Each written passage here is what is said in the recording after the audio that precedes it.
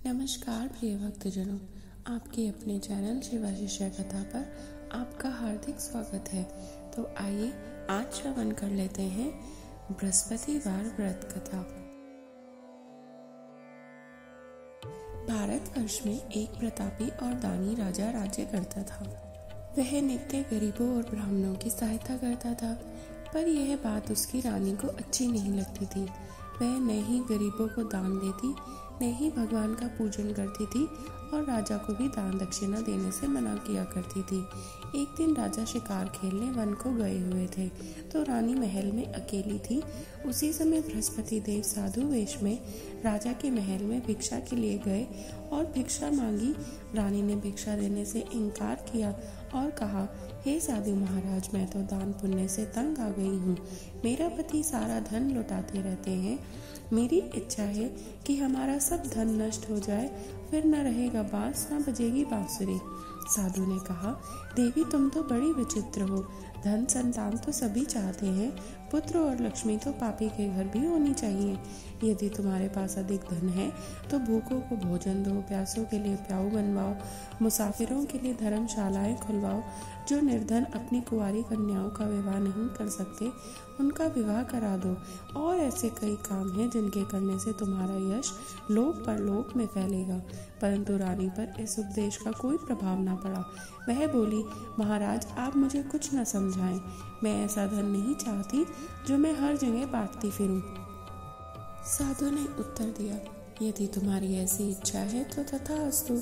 तुम ऐसा करना कि बृहस्पतिवार को घर लीपकर पीली मिट्टी से अपना सिर धोकर स्नान करना, भट्टी चढ़ाकर कपड़े धोना। ऐसा करने से तुम्हारा सारा धन नष्ट हो जाएगा। इतना कहकर वह साधु महाराज वहां से आलोप हो गए। साधु के अनुसार कई बातों को पूरा करते हुए रानी को अभी केवल 3 बृहस्पतिवार ही बीते थे कि उसकी समस्त धन संपत्ति नष्ट हो गई। भोजन के लिए राजा का परिवार तरसने लगा। तब एक दिन राजा ने रानी से बोला कि हे रानी, तुम यहीं रहो, मैं दूसरे देश को जाता हूँ, क्योंकि यहाँ पर सभी लोग मुझे जानते हैं, इसलिए मैं कोई छोटा कार्य नहीं कर सकता। ऐसा कहकर राजा परदेश चला गया। वहाँ वह जंगल से लकड़ी काट कर लाता और शहर में बेचता। इस तरह वह अपना जीवन व्यतीत करने लगा। इधर राजा के परदेश जाते ही रानी और दासी दुखी रहने लगी। एक बार जब रानी और दासी को 7 दिन तक बिना भोजन के रहना पड़ा, तो रानी ने अपनी दासी से कहा, हे दासी, पास ही के नगर में मेरी बहन रहती है। वह बड़ी धनवान है, तू उसके पास जा और कुछ ले आ, ताकि थोड़ी बहुत गुजर बसर हो जाए। दासी रानी की बहन के पास गई। उस दिन गुरुवार था और रानी की बहन उस समय बृहस्पतिवार व्रत की कथा सुन रही थी। दासी ने रानी की बहन को अपनी रानी का संदेश दिया, लेकिन रानी की बड़ी बहन ने कोई उत्तर नहीं दिया। जब दासी को रानी की बहन से कोई उत्तर नहीं मिला तो वह बहुत दुखी हुई और उसे क्रोध भी आया। दासी ने वापस आकर रानी को सारी बात बता दी।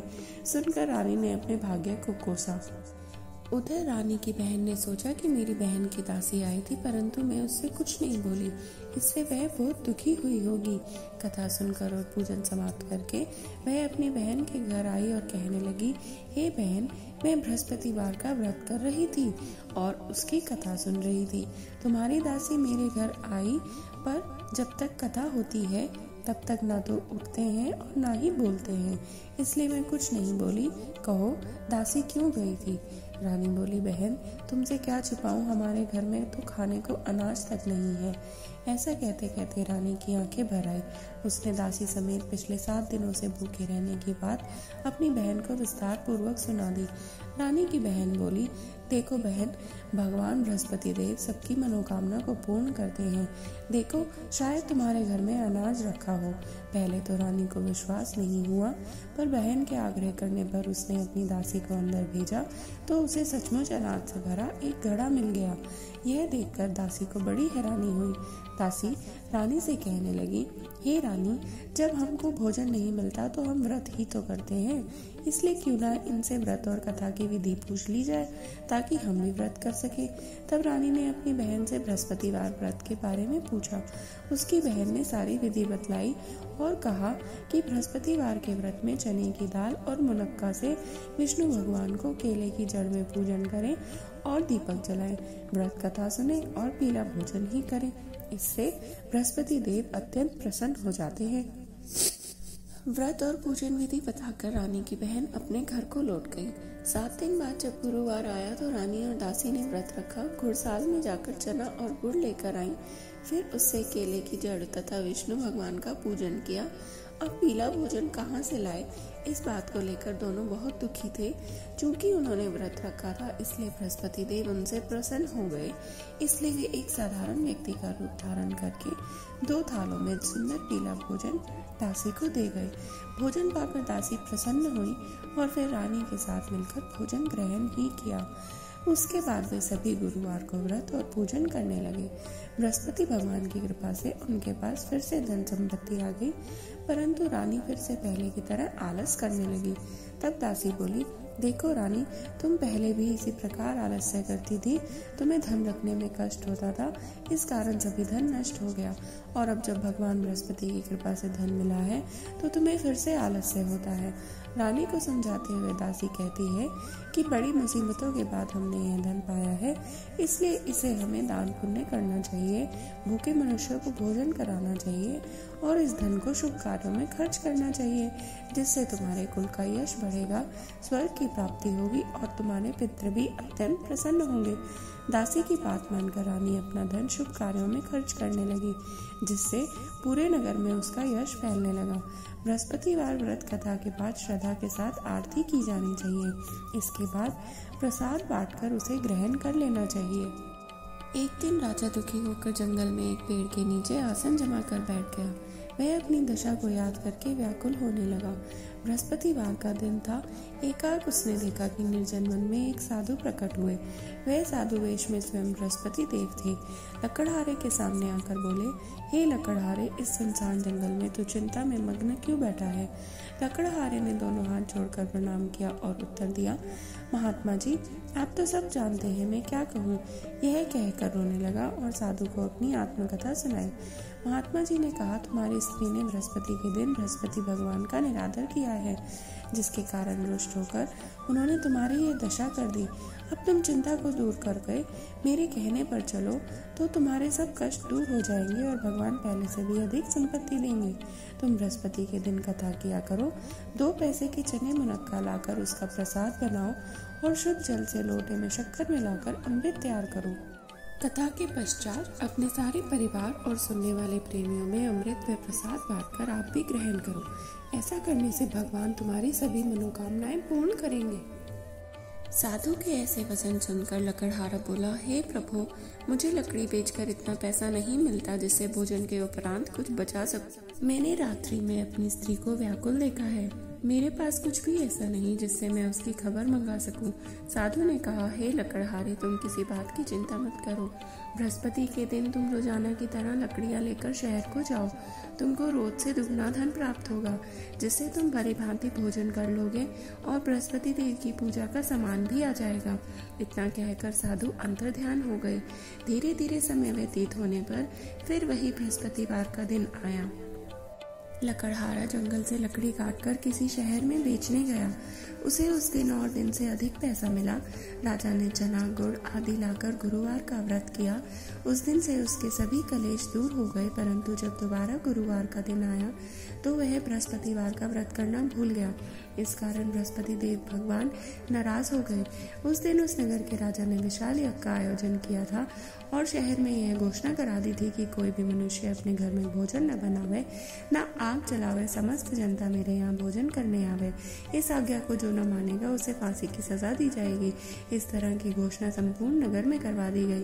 राजा की आज्ञा अनुसार शहर के सभी लोग भोजन करने गए, किंतु लकड़हारा कुछ देर से पहुंचा, इसलिए राजा उसको अपने साथ घर ले गए और ले जाकर भोजन करा रहे थे तो रानी की दृष्टि उस खूंटी पर पड़ी जिस पर उसका हार लटका हुआ था। वह वहां पर दिखाई नहीं दिया। रानी ने निश्चय किया कि मेरा हार इस मनुष्य ने चुरा लिया है। उसी समय सिपाहियों को बुलाकर उसको कारागार में डलवा दिया गया। जब लकड़हारा कारागार में पड़ गया और बहुत दुखी होकर विचार करने लगा कि ना जाने कौन से पूर्व जन्म के कर्म से मुझे यह दुख प्राप्त हुआ है, और उसी साधु को याद करने लगा जो जंगल में मिला था। उसी समय तत्काल बृहस्पति देव साधु के रूप में प्रकट हुए और उसकी दशा को देखकर कहने लगे, लगे, अरे मूर्ख, तूने बृहस्पति देव की कथा नहीं करी, इस कारण तुझे दुख प्राप्त हुआ है। अब चिंता मत कर, बृहस्पतिवार के दिन कारागार के दरवाजे पर 4 पैसे पड़े मिलेंगे, उनसे तू बृहस्पति देव की पूजा करना, तेरे सभी कष्ट दूर हो जाएंगे। बृहस्पतिवार के दिन उसे 4 पैसे मिले। लकड़हारे ने कथा कही। उसी रात्रि को बृहस्पति देव ने उस नगर के राजा को स्वप्न में कहा, हे राजा, तुमने जिस आदमी को कारागार में बंद कर दिया है वह निर्दोष है, वह राजा है, उसे छोड़ देना। रानी का हार उसी खूंटी पर लटका है, अगर तू ऐसा नहीं करेगा तो मैं तेरे राज्य को नष्ट कर दूंगा।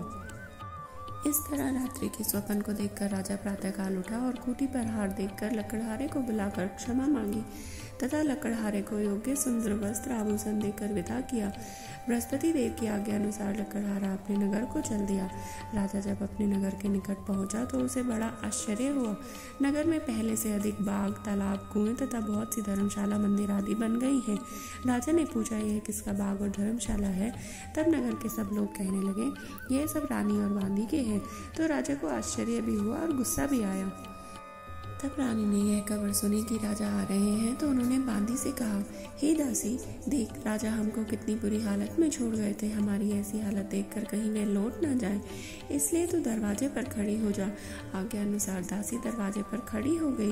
राजा आए तो उन्हें अपने साथ लिवा लाई। तब राजा ने क्रोध करके अपनी रानी से पूछा कि यह धन तुम्हें कैसे प्राप्त हुआ है? तब उन्होंने कहा, हमें यह सब धन बृहस्पति देव के इस व्रत के प्रभाव से प्राप्त हुआ है। राजा ने निश्चय किया कि 7 रोज बाद तो सभी बृहस्पति देव का पूजन करते हैं, परंतु मैं प्रतिदिन में 3 बार कहानी तथा रोज व्रत किया करूंगा। अब हर समय राजा के दुपट्टे में चने की दाल बंधी रहती थी और दिन में 3 बार वह कहानी कहते थे। एक रोज राजा ने विचार किया कि चलो अपनी बहन के यहाँ हो आवे। इस तरह निश्चय करके राजा घोड़े पर सवार हो अपनी बहन के यहाँ को चलने लगे। मार्ग में उसने देखा कि कुछ आदमी एक मुर्दे को लिए जा रहे हैं। उन्हें रोककर राजा कहने लगे, अरे भाइयों, मेरी बृहस्पति देव की कथा सुन लो। वे बोले, हमारा तो आदमी मर गया है, इसको अपनी कथा की पड़ी है। परंतु कुछ आदमी बोले, अच्छा कहो, हम तुम्हारी कथा भी सुन लेंगे। राजा ने दाल निकाली और जब कथा आधी ही हुई थी कि मुर्दा हिलने लग गया और जब कथा समाप्त हुई तो राम राम करके मनुष्य उठकर खड़ा हो गया। आगे मार्ग में उसे एक किसान खेत में हल चलाता हुआ मिला। राजा ने उसे देखा और उससे बोला, अरे भाई, तुम मेरी बृहस्पतिवार की कथा सुन लो। किसान बोला, जब तक मैं तेरी कथा सुनूंगा तब तक 4 हरिया जोत लूंगा, जा अपनी कथा किसी और को सुना। इस तरह राजा आगे चलने लगे। राजा के हटते ही बैल पछाड़कर खार कर गिर गए और किसान के पेट में बड़ी जोर से दर्द होने लगा।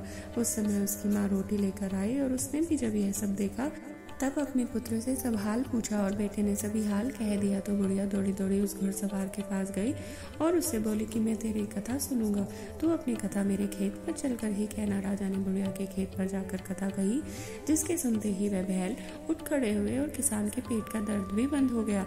राजा अपनी बहन के घर पहुंचा। बहन ने भाई की खूब मेहमानी की। दूसरे रोज प्रातःकाल राजा जगा तो वह देखने लगा कि सब लोग भोजन कर रहे हैं।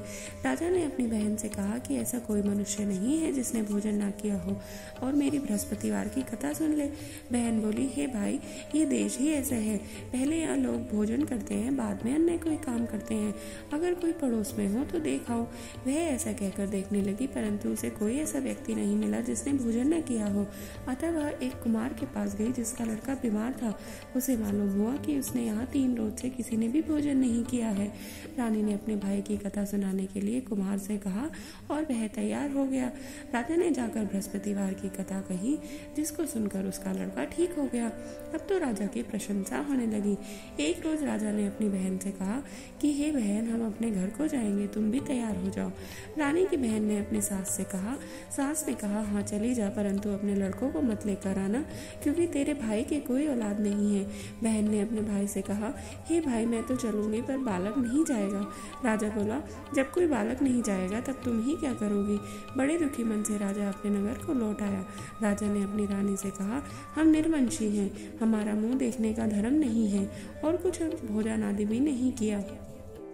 रानी बोली, हे प्रभु, बृहस्पति देव ने हमें सब कुछ दिया है, वह हमें औलाद भी अवश्य देंगे। उसी रात को बृहस्पति देव ने राजा से स्वप्न में कहा, हे राजा, उठ, सभी सोच त्याग दे, तेरी रानी गर्भ से है। राजा की ये बात सुनकर उसको बड़ी खुशी हुई। 9वें महीने में उसके गर्भ से एक सुंदर पुत्र पैदा हुआ। तब राजा बोला, हे रानी, स्त्री बिना भोजन के रह सकती है पर बिना कहे नहीं रह सकती। जब मेरी बहन आवे तब उससे तुम कुछ कहना मत। रानी ने सुनकर हाँ कर दिया। तब राजा की बहन ने यह शुभ समाचार सुना तो वह बहुत खुश हुई तथा बधाई लेकर अपने भाई के यहाँ आई। तभी रानी ने कहा, घोड़ा चढ़कर तो नहीं आई, गधा चढ़कर आई। राजा की बहन बोली, भाभी, मैं इस प्रकार न कहती तो तुम्हें औलाद कैसे मिलती। बृहस्पति देव ऐसे ही हैं, जैसे जिसके मन में कामनाएं हैं सबको पूर्ण करते हैं। जो सद्भावना पूर्वक बृहस्पतिवार का व्रत करते हैं एवं कथा पढ़ते हैं अथवा सुनते हैं और दूसरों को सुनाते हैं, बृहस्पति देव उनकी सभी मनोकामना पूर्ण करते हैं। भगवान बृहस्पति देव उसकी सदैव रक्षा करते हैं। संसार में जो मनुष्य सद्भावना से भगवान जी का पूजन व्रत सच्चे हृदय से करते हैं तो उनकी सभी मनोकामनाएं वो पूर्ण करते हैं। जैसी सच्ची भावना से रानी और राजा ने उनकी कथा का गुणगान किया तो उनकी सभी इच्छाएं बृहस्पति देव जी ने पूर्ण की थी। इसलिए इस पूर्ण कथा को सुनने के बाद प्रसाद खाकर ही जाना चाहिए। हृदय से उसका मनन करते हुए जयकारा बोलना चाहिए। तो सब बोलो, बृहस्पति देव भगवान की जय, विष्णु भगवान की जय। ऐसी ही और कथाओं को सुनने के लिए कृपया सब्सक्राइब करें और बोलते रहें, हर हर महादेव।